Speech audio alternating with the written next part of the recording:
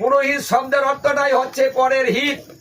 যিনি করেন তিনি হন পুরোহিত, যিনি পরের হিত করেন। তাহলে পরের হিত করতে হলে আগে নিজের হিত করতে হবে। নিজের হিত যিনি করতে পারেন না, তিনি আবার পরের হিত কি করে করবেন? মাঝে মাঝে মনুসংহিতার কথা বলা হয়। মনুসংহিতার মধ্যে এই আছে সেই আছে, হ্যাঁ অনেক কিছু মনুসংহিতায় আছে, কিন্তু মনুসংহিতায় এটাও তো আছে।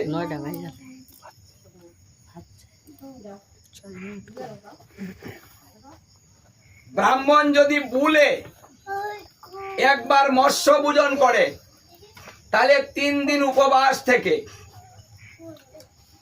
তাকে প্রায়শ্চিত্ত করিতে হবে। তে ভুলে যদি একদিন মৎস্য আহার করে, তাহলে 3 দিন উপবাস থেকে প্রায়শ্চিত্ত করিতে হবে। তাহলেই পরে সে দেব কার্যের অধিকার ফিরে পায়, না হলে করিতে পারে না। আর প্রতিদিন তাহলে যিনি প্রতিদিন গ্রহণ করেন, তাহলে তার ব্যবস্থাটা কেমন হবে? একদিন যদি ভুলে গ্রহণ করে, তাহলে 3 দিন উপবাস থেকে প্রায়শ্চিত্ত করিতে হবে। তাহলে প্রতিদিন যিনি গ্রহণ করেন, তার অবস্থাটা বিচার করে দেখুন কোথায় দাঁড়িয়েছে। ওর তো সারা জীবন বড় প্রায়শ্চিত্ত করে, তার প্রায়শ্চিত্তটাই শেষ হবে না। ও দেবতার পূজা কখন করবে? ও তো নিজের প্রায়শ্চিত্তটাই শেষ করতে পারবে না। আরেকজনের হিতটা কি করে করবে? তা তো নিজের হিতেই এখনো আসেনি, নিজেই তো বিপদগামী, বিপদে পড়ে আছে। আমরা এখনো সেটাকে মেনে নিচ্ছি। আমাদের হুঁশ কবে হবে? আমরা জ্ঞান কবে অর্জন করব? কবে দেখবো আমরা এগুলা? শুনে শুনে ধর্ম আর কত করবেন? নিজে দেখার চেষ্টা করুন। দেখুন, গরুর যখন প্রশ্ন করেছে শ্রীকৃষ্ণকে, হচ্ছে বিভিন্ন প্রশ্ন করেছে গরুর পুরাণে। গরুর পুরাণে উত্তরাখণ্ডে, সেখানে গরুর প্রশ্ন করেছে, কৃষ্ণ উত্তর দিয়েছে। এখানে অনেক প্রশ্ন, অনেক কথা, কিন্তু সেই গরুর পুরাণে তো শ্রীকৃষ্ণ এই কথাটাও বলেছেন, এই যে শ্রাদ্ধ কার কদিনে উচিত, ব্রাহ্মণ, ক্ষত্রিয়, বৈশ্য, শূদ্র, এই চতুর্বর্ণের মধ্যে কে কিভাবে শ্রাদ্ধ করিলে তার আত্মায় মুক্তি হয় জানা দরকার। গরুর যেহেতু বিভিন্ন প্রশ্ন করেছে এই সম্বন্ধে, এই প্রশ্নটাও করেছে। এই প্রশ্নের উত্তরে শ্রীকৃষ্ণ বলেছিলেন যে ব্রাহ্মণ, ক্ষত্রিয়, বৈশ্য, শূদ্র 10 দিন অসুস্থ পালন করে 11 দিবসে শ্রাদ্ধ ক্রিয়া সম্পূর্ণ করিতে হবে। যে ব্যক্তির 11 দিবসে 11 দিনে শ্রাদ্ধ ক্রিয়া সম্পন্ন না হয়, সেই মৃত ব্যক্তির উদ্দেশ্যে শত শত শ্রাদ্ধ করিলেও তার আর মুক্তি হয় না। গরুর পুরাণ হচ্ছে আমাদের 18 পুরাণের একটা পুরাণ। তার মধ্যে পুরাণগুলাকে ভাগ করা হয়েছে 3টা ভাগে, 3 × 6 = 18, 6টা করে পুরাণকে ভাগ করা হয়েছে, সাত্ত্বিক, রাজসিক, তামসিক। তাহলে সাত্ত্বিক পুরাণের একটা পুরাণ হচ্ছে গরুর পুরাণ। সেই গরুর পুরাণে 55 নম্বর শ্লোক।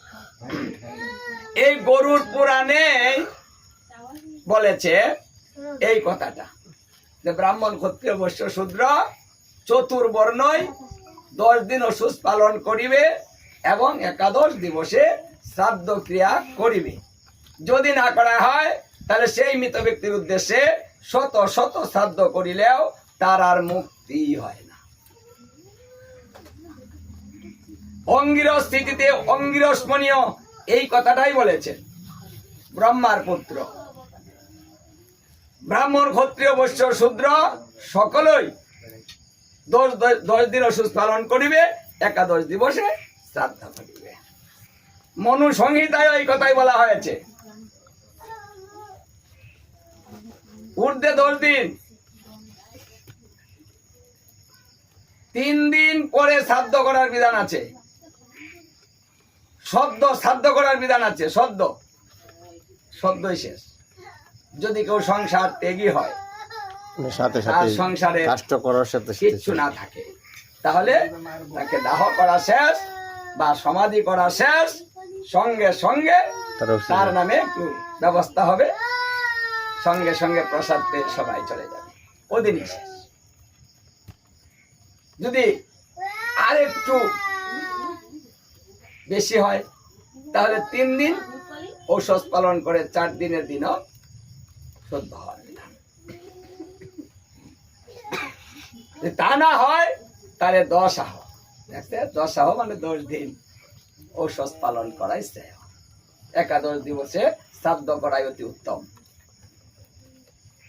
মানে এরকম আছে, কিন্তু সেটা আমরা দেখি না। আর যারা দেখাবে তারা নিজেরা দেখলেও মানুষকে শেখায় না। কেন শেখায় না জানেন? ব্যবসা নষ্ট হবে। ব্যবসা ঠিক রাখার জন্য অনেক কিছু গোপন রাখা হয়েছে। এখন তো গোপন রাখা যাচ্ছে না, কারণ এখন ইন্টারনেটের যুগ। গুগলে সার্চ দিলে সব কিছু পাওয়া যায়। মিথ্যা কথা বলে আর কি করে চলবেন? তো এখন নিজেরা গুগলে সার্চ দিয়ে দেখেন না সত্য মিথ্যা কোনটা, কোনটা ভালো কোনটা মন্দ, কোনটা আপনি করবেন। সারাদিন মোবাইল চালান, সারাদিন মোবাইল দেখেন, ভিডিও দেখেন, তাহলে ওটা কেন দেখেন না? একটু ভালো কথাটা দেখেন না। সুযোগ এসেছে এবার সত্যটা জানার, তাই সত্যটা জেনে নেন। আর কত ঠকবেন?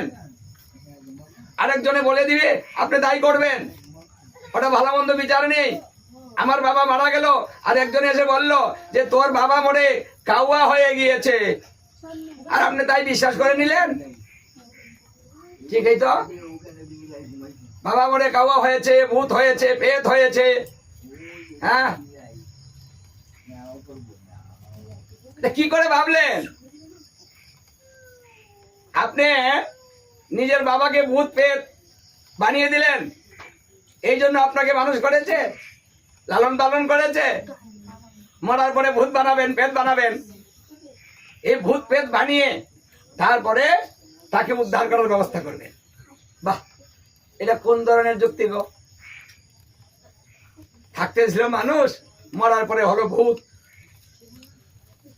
ভূত লোকে গিয়েছে, পেট লোকে গিয়েছে, হ্যাঁ, কাওয়া হয়ে গিয়েছে।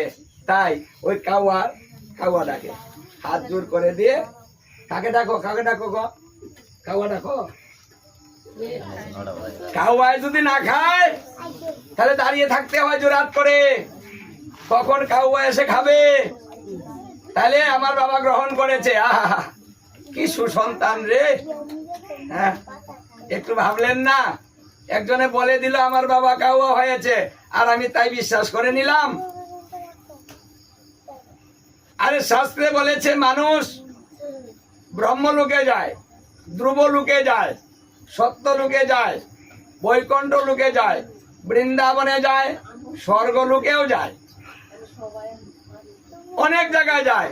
আবার ভূতলোকেও যায়, পিতৃলোকেও যায়। অনেক জায়গায় যাওয়ার ব্যবস্থা আছে আমাদের। কর্ম ফলে মানুষ বিভিন্ন স্থান প্রাপ্ত হয়। কর্ম ফল বিচার করে, কে কি কর্ম করেছে, তার মাধ্যমে না পুনরায় জন্ম হবে, পুনরায় জন্ম হবে। আবার